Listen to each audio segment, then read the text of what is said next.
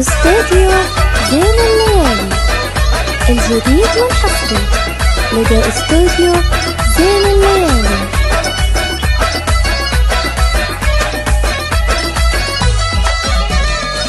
أقبلت بالحسن والزين المدبل، كل من في البست يلا طلعوها، من نودع لين تحديها تمهل، لا تقدم في المنصة علموها، لا تقدم في المنصة اسمع ويلي حال اللي على عناده يصمل، والله انت بكني دم لدخلوها، علموها لا تسرع وتبهذل، كانت تقبل بنت ابوها طلعوها، كانت تقبل بنت ابوها طلعوها، لقبلت بالوجه والجسم المعزل، يا سلام الله عليها كل ابوها، مثل بدر يسحب الليل المجدل، لا ظهر في الليله الظلمه سروها، لا ظهر في الليله الظلمه سروها، الجمال اليوسفي والحسن الاكمل، في تفاصيل المعزل ناظروها، بين خد مورد ورمش مكحل، والعيون الواسعه ما وسعوها، والعيون الواسعه ما وسعوها، ما تزين ما تمكيج ما تعدل، دون زينه زينه ما سمكروها، قصه مود كل ما تكمل، من حلاها في فم اللي سولفوها، من حلاها في فم اللي سولفوها.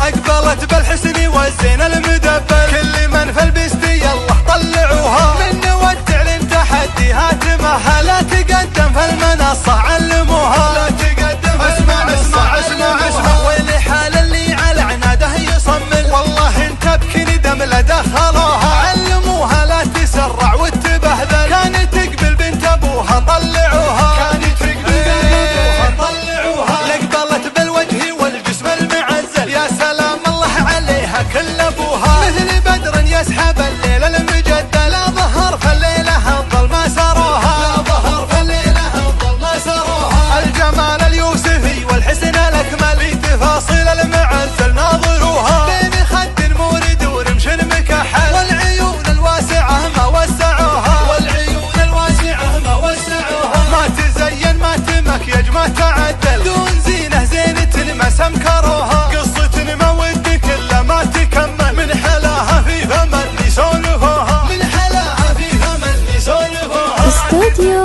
زين الليالي الجديد والحصري لدى استوديو زين الليالي.